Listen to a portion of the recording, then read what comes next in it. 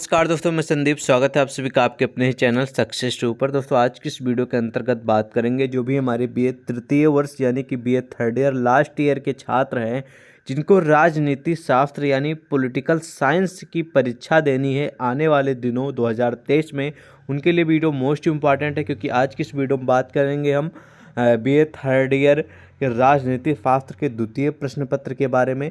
और द्वितीय प्रश्न पत्र जो आप सभी का होगा यानी कि द्वितीय पेपर होगा, उसका नाम है भारतीय राजनीतिक विचारक। तो भारतीय राजनीतिक विचारक से जुड़े लगभग सभी प्रश्न द्वितीय प्रश्न पत्र में जब भी आपका होगा तब उसमें देखने को मिलेंगे। ठीक है, आप सभी की जानकारी के लिए फिर से हम बताना चाहेंगे कि बीए थर्ड ईयर यानी तृतीय वर्ष में पर सब्जेक्ट के 3 पेपर होते हैं। जैसे राजनीति शास्त्र का प्रथम पेपर होगा, फिर द्वितीय पेपर होगा, फिर तृतीय पेपर होगा। ठीक है, सभी के क्वेश्चन अलग अलग आएंगे। ठीक है, और अलग अलग दिनों इनकी परीक्षा होगी।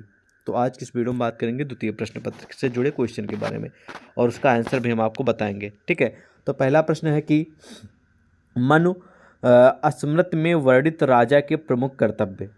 अब आप लोग सोच रहे होंगे कि राजा तो समझ में आ रहा, प्रमुख कर्तव्य भी समझ में आ रहा है। ठीक है, लेकिन ये मनु स्मृति है क्या? ठीक है, तो सबसे पहले इसको हम क्लियर करते हैं, उसके बाद हम आगे बढ़ते हैं। ठीक है, ध्यान से सुनिएगा। जो ये मनु स्मृति है, ठीक है, ध्यान सुनिएगा, ये मनु स्मृति जो है वो एक हिंदू धर्म का प्राचीन धर्म शास्त्र है। क्या है? धर्म शास्त्र है। मनु स्मृति हिंदू धर्म का एक प्राचीन यानी कि बहुत ही पुराना धर्म शास्त्र है। ठीक है, जिसका नाम स्मृति है। यह 1776 ईस्वी में अंग्रेजी में अनुवाद करने वाले पहले संस्कृत ग्रंथों में से एक था।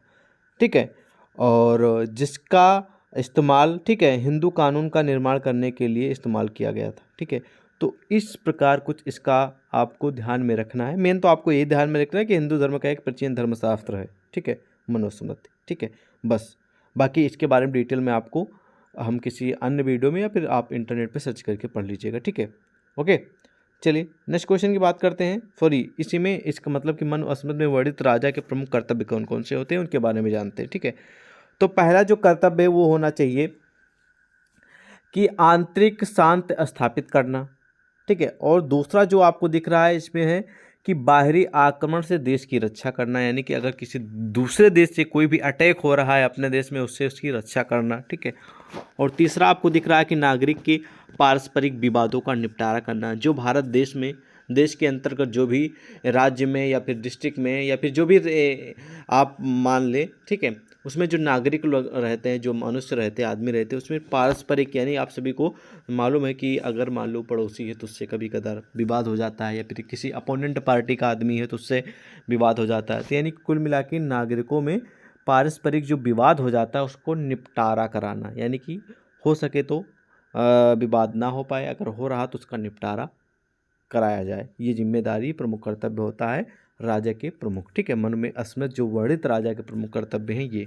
ठीक है, और नेक्स्ट है कि मूल्यों को नियंत्रित करना, ये भी एक महत्वपूर्ण कर्तव्य है। ठीक है, दूसरा है वैश्यों एवं शूद्रों से अपने अपने कर्तव्यों का पालन कराना है, कि यानी कि जो भी जाति का यानी कि जो भी धर्म का जो भी व्यक्ति है वो अपने अपने कर्तव्य का पालन करे, ना एक दूसरे को इंटरफेस करे, किसी भी जाति को लेकर कोई भी विवाद ना हो।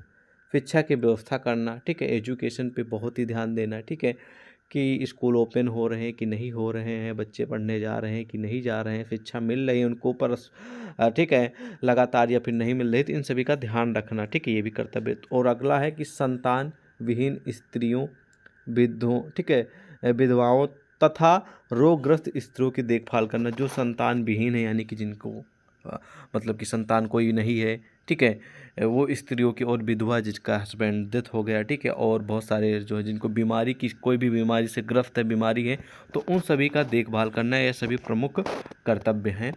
ठीक है, मनुस्मृति में वर्णित राजा के। ठीक है, जो कि मोस्ट इंपॉर्टेंट क्वेश्चन एग्जाम में आने के पूर्ण चांस है, तो तैयार कर लीजिएगा अच्छे से। बहुत ही सिंपल क्वेश्चन है, ज़्यादा हार्ड नहीं है। नेक्स्ट क्वेश्चन है कि गांधी दर्शन के स्रोत। गांधी दर्शन आप लोग समझ रहे हैं, वही आपके महात्मा गांधी जी, उन्हीं से जुड़ा प्रश्न है। ठीक है, तो गांधी दर्शन के स्रोतों के 2 वर्गों में रखा जाता है, पूर्वी और पश्चिमी। किस में रखा जाता है? 2 वर्गों में रखा जाता है, पूर्वी और पश्चिमी। याद रखेंगे, महत्वपूर्ण प्रश्न है। ठीक है, उसके बाद आपको लिखना है कि पूर्वी स्रोत के अंतर्गत अपनी माता जी से प्राप्त वैष्णव, ठीक है, वैष्णव हिंदू धर्म के प्रभाव, जैन व बौद्ध धर्म, गीता, उपनिषद, देश के विभिन्न साधु संतों की ठीक है वानियाँ तथा उपदेश एवं जैन साधक श्री रामचंद्र जी का संपर्क है। और जो पश्चिम स्रोत में आ जाएगा वो हो जाएगा बाइबिल, मुख्यतः उसका प्रवचन, ठीक है, टॉलस्टॉय, जॉन रस्किन की रचनाएं। गांधी जी ने अपने प्रथम चरित्र लेखक एक मिशनरी की अहिंसक प्रतिकार को बताया है।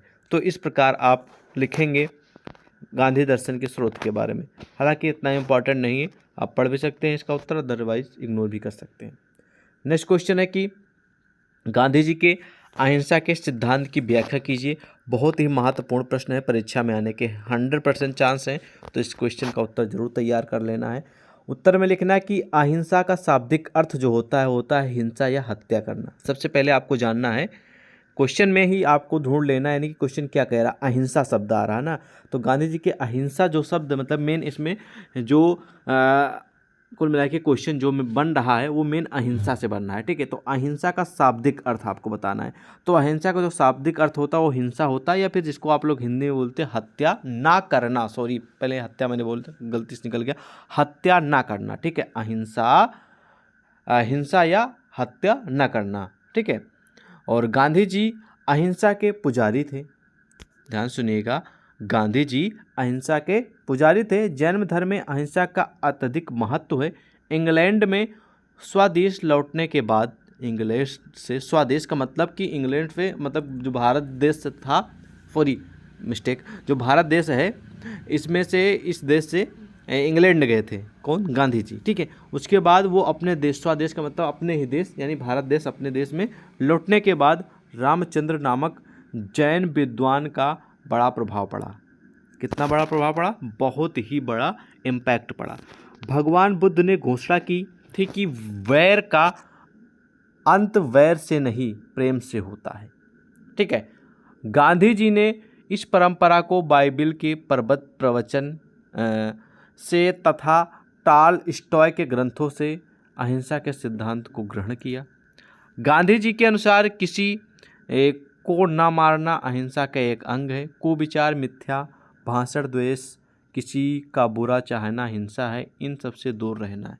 यानी कि कुल मिला के गांधी जी जो चाहते थे वो अहिंसा में कि किसी भी प्रकार का वाद विवाद ना हो, ठीक है, किसी से फालतू की बातें ना हो, सब एकजुट रह के रहें। तो इस प्रकार कुछ इनका मत था गांधी जी का, ठीक है। और उसके बाद हम बढ़ेंगे नेक्स्ट क्वेश्चन की ओर। नेक्स्ट क्वेश्चन जिसको मैंने बता ही दिया कि मनु अस्मृत किसकी रचना है, ठीक है। तो आप सभी को मैंने बताया ही है कि इस मनु अस्मृत क्या है, ठीक है। तो इसको ज़रूर ध्यान देना है और आपको इसका उत्तर भी लिखना है, जिसको मैंने आपको बताया कि हिंदू धर्म का प्राचीन धर्मशास्त्र था मनुस्मृत। इसका उत्तर लिखना है कि मनु अस्मृत मनु की रचना है। मनु अस्मृत मनु की रचना है। इसमें कुल 12 अध्याय हैं, जिसमें जगत की उत्पत्ति से पूर्व अवस्था का वर्णन किया गया है। साथ ही परमेश्वर द्वारा जगत की उत्पत्ति का वर्णन किया गया है। राजा के कर्तव्य, धर्म का पालन करना एवं कर्म का उल्लेख मनु अस्मृत में ही किया गया है। यानी कि क्या क्या राजा के कर्तव्य होने चाहिए, धर्म का किस प्रकार पालन हो रहा है और क्या सही तरीका है धर्म के नियम और रूल्स को फॉलो करना, उन सभी का जो वर्णन है, उल्लेख है, वो जो एक मनु अस्मृत यानी कि जो हिंदू धर्म का एक प्राचीन धर्मशास्त्र है, इसमें किया गया है मनु अस्मृत में, ठीक है। तो इस प्रकार आप इसका उत्तर लिखेंगे। अगला क्वेश्चन कह रहा है कि आएगा जरूर, मनु अस्मृत से जुड़ा क्वेश्चन 100% श्योर, आप परीक्षा देकर आएंगे तब बताइएगा। अगला क्वेश्चन है कि शुक्र नीति क्या है। तो भाई शुक्र नीति शुक्र द्वारा लिखी गई रचना है, शासन पर लिखे गए हिंदू ग्रंथों या, ठीक है, में यह सबसे अधिक उल्लेखनीय है। इसमें हिंदू राजनीतिक विचारों का अंतिम सारांश मिलता है। शुक्र नीति में 4 अध्याय हैं। पहले और दूसरे अध्याय में राजा, उसके महत्व और कर्तव्य का वर्णन है, ठीक है। और तीसरे अध्याय में नीति शास्त्र और चौथे अध्याय में मित्रों एवं शत्रुओं का वर्णन किया गया है, ठीक है। तो इस प्रकार आप शुक्र नीति के बारे में थोड़ा ध्यान देंगे। गारंटी तो नहीं है इस क्वेश्चन की आएगा या फिर नहीं आएगा, लेकिन आवश्यकता नहीं भी आ सकता। कुछ क्वेश्चन ऐसे होते हैं जनरली होते हैं जिनको मैं अब बता देता हूँ कि आएंगे आएंगे आएंगे, ठीक है। लेकिन कुछ क्वेश्चन पेंडिंग होते हैं, एक तरह के तरीके से आ भी सकते हैं एग्जाम में, नहीं भी आ सकते हैं, ठीक है। तो जो खासकर इम्पॉर्टेंट रहेगा उसको मैं आपको बता ही देता हूँ कि ये आएगा ही आएगा। नेक्स्ट क्वेश्चन टॉप लेवल का है, जो कि परीक्षा में आने के पूर्ण चांस है। महात्मा गांधी के आर्थिक विचार क्या क्या थे, चलिए जानते हैं। तो निम्न विचार है। नंबर 1 पे आपको इसी तरह एग्जाम में आए तो इसी तरह आपको पॉइंट वाइज करके लिखना है क्वेश्चन का उत्तर। पहला है खादी कार्यक्रम, गांधी जी के आर्थिक विचार में खादी कार्यक्रम था। दूसरा था कुटीर उद्योग धंधे थे। उद्योग के राष्ट्रीयकरण के विरोधी, उद्योगों के राष्ट्रीयकरण के विरोधी। और चौथा था पूंजीवाद के विरोधी। और नंबर 5 जो था वो विज्ञान के आविष्कारों का उचित प्रयोग। और नंबर 6 था आर्थिक, ठीक है, स्वावलंबन, ठीक है। ये इनके आर्थिक विचार थे 6, जो कि आप लोगों के समस्त निम्नवत हैं। तैयार कर लीजिएगा, काफ़ी हेल्पफुल क्वेश्चन है, मतलब काफ़ी हेल्पफुल क्वेश्चन है आप लोगों के लिए, ठीक है। नेक्स्ट क्वेश्चन टॉप लेवल का, परीक्षा में आने के 100% चांस है कि भारतीय पुनर्जागरण, ठीक है, पुनर्जागरण के क्या कारण थे। ये टॉप लेवल का पुनर्जागरण से जुड़ा क्वेश्चन 1-2 आएंगे तय हैं, इस बात को ध्यान रखेंगे। तो पुनर्जागरण के प्रमुख कारण जो है आपकी समस्त निम्नवत है। पहला जो है वो है पाश्चात्य शिक्षा एवं संस्कृत। दूसरा था यातायात तथा संचार सुविधा का विकास। और तीसरा जो है वो है भारत का गौरवपूर्ण अतीत। चौथा है लॉर्ड, ठीक है, लिटन की साम्राज्यवादी नीति। और चौथा है आर्थिक शोषण, यानी कि किसी को रुपये पैसे को लेकर शोषण ना करे, ठीक है, वो चीज़। और जो मतलब कि आर्थिक शोषण जो करते हैं लोग, उसी का मतलब हुआ, ठीक है। जैसे मान लीजिए मैं आपसे 1 लाख रुपए उधार लिया हूँ तो आपको पैसे नहीं दे रहा हूँ, ठीक है, तो उसके लिए कोई भाई समस्या तो होगी ही। उसने तो ले लिया लेकिन बाद में उसको देना ही पड़ेगा। और या फिर मान लो किसी से बिना उसकी परमिशन के या उससे ज़बरदस्ती पैसे लिए जाए, तो एक प्रकार से एक आर्थिक शोषण के अंतर्गत आ जाता है। और अगला है कि प्रेस एवं समाचार पत्र। 7 नंबर है जातीय भेदभाव। और नंबर 8 है कि सन 1857 की क्रांति। और नंबर 9 है कि भारतीय लोक सेवाओं में आय को कम किया जाना। और नंबर 10 है राष्ट्रीय साहित्य का उत्थान। और नंबर 11 है इल्बर्ट विल विवाद। और नंबर 12 है सामाजिक धार्मिक सुधार आंदोलन, ठीक है। तो ये प्रमुख कारण हैं भारतीय पुनर्जागरण के, जो कि आपको अगर 12 दिए गए हैं, अगर इनमें से आपको 12 नहीं याद, जरूरी नहीं कि 12 आप याद कर लें, आपको कम से कम 5 तो याद ही कर लेने हैं, ठीक है। आप 5 भी लिख देंगे, 6 भी लिख देंगे, तब भी आपको पूरे नंबर मिल जाएंगे, ठीक है। लेकिन 5 तो आपको कम से कम तैयार करना पड़ेगा 12 में से, ठीक है। और नेक्स्ट क्वेश्चन है आप लोगों की समझ आ जाएगा कि जयप्रकाश नारायण के सर्वोदय का आधार क्या था। ये इतना इंपॉर्टेंट नहीं, अगर आपके पास समय है तो पढ़ सकते हैं, अदरवाइज इस क्वेश्चन को इग्नोर ही कर सकते हैं, ठीक है। अगला क्वेश्चन है कि क्या कौटिल्य ने निरंकुश राजतंत्र का समर्थन किया। इसका उत्तर लिखना है कि कौटिल्य ने राजतंत्रात्मक शासन व्यवस्था को सबसे श्रेष्ठ माना। राज्य के 7 अंगों में राजा सबसे श्रेष्ठ है, लेकिन राजा निरंकुश रूप धारण नहीं कर सकता, उस पर कुछ प्रतिबंध भी लगाए गए हैं, जो कि आप सभी के निम्नवत हैं। नंबर 1 पे आपको यहाँ पर दिया गया है, जनता राजा के आज्ञाओं का पालन तभी करेगी जब राजा उसके जन धन की रक्षा करेगा। यानी कि जो प्रजा होती है, वो जनता होती है, वो तभी राजा की आज्ञा मानेगा जब उसके हित में वो विचार करेगा, उसके बारे में सोचेगा, ठीक है, जन धन के बारे में उसकी रक्षा करेगा, ठीक है। और उसके साथ हमेशा खड़े रहेगा सुख दुख में, तो वो हमेशा जनता पालन करेगी सभी आज्ञाओं का राजा की, ठीक है। और दूसरा है कि राजा धार्मिक नियमों एवं रीति रिवाजों के अनुसार कार्य करेगा। और यानी कि जो नियम बनाए गए हैं राजा के लिए, ठीक है, उन्हीं नियम और कानून के हिसाब से वो कार्य करेगा, ठीक है। मान लीजिए एग्जाम्पल के तौर पे मान लीजिए कि हर गरीब के साथ एक ही जैसा व्यवहार किया जाए, ठीक है। और हर अमीर जो है मीडियम क्लास का, उसके साथ व्यवहार किया जाए, ना कि मान लीजिए कोई गरीब है तो उसके पास कम पैसे दिए जाए, जो अमीर उसको ज़्यादा दे दिए जाए, तो उस तरह का कोई व्यवहार नहीं होना। यानी कि रीति रिवाज जो है सबके लिए, नियम कानून जो है वो सेम होना चाहिए, ठीक है। और तीसरा है कि राजा को मंत्रियों के बराबर अधिकार दिया गया है। यदि राजा निरंकुश रूप धारण करने का प्रयास करेगा तो मंत्रिपरिषद उस पर प्रतिबंध लगा देगी। तो ये 3 हैं जो कि आपको याद रखने हैं, ठीक है। और काफ़ी हेल्पफुल क्वेश्चन है एग्जाम के लिए। अगला भी मोस्ट इंपॉर्टेंट है, जो कि आपके एग्जाम में आएगा ही आएगा। राजा राम मोहन राय ने किन पत्रों का प्रकाशन किया।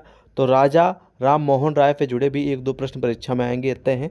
तो इनकी जो पत्र, ठीक है, पत्रों का प्रकाशन किया उनमें से नंबर 1 पे है बंगला भाषा में संवाद कौमुदी, और दूसरा है कि फारसी भाषा में मिरात उल अखबार, और जो इनकी तीसरी है जो कि अंग्रेजी में है, ठीक है, और इसको आप लोग को ध्यान रखना है, ठीक है। और ये जो तीसरी है ये तो बहुत ही इंपॉर्टेंट, तीसरा आपका है ब्राह्मणिकल मैग, ठीक है, मैगजीन, और ये 3 इनके जो पत्रिकाएं हैं, इनकी जो प्रकाशन है जो हुई है, नंबर 1, नंबर 2, नंबर 3 याद रखना है। काफ़ी हेल्पफुल क्वेश्चन है एग्जाम के लिए, और आपके एग्जाम में आ भी सकता है, ठीक है। एक दो प्रश्न आएंगे परीक्षा में, ठीक है। राजा राम मोहन राय से जुड़े, जरूरी नहीं कि यही आए, हो सकता है दूसरा आ जाए, जो कि हम आने वाले दिनों में और भी क्वेश्चन डिस्कस करेंगे। इस वीडियो में बस हम 10 क्वेश्चन इंक्लूड कर रहे हैं, क्योंकि अभी आप सभी के एग्जाम जो है वो काफ़ी टाइम, मतलब कि करीब करीब ज़्यादा दिन, अभी काफ़ी टाइम है एग्जाम होने को, इसलिए मैं थोड़ी थोड़ी तैयारी आप सभी की होती रहे, और जल्द ही हम आप लोगों के समस्त बहुत सारी महासंग्राम क्लासेस लेकर आएंगे, जिसमें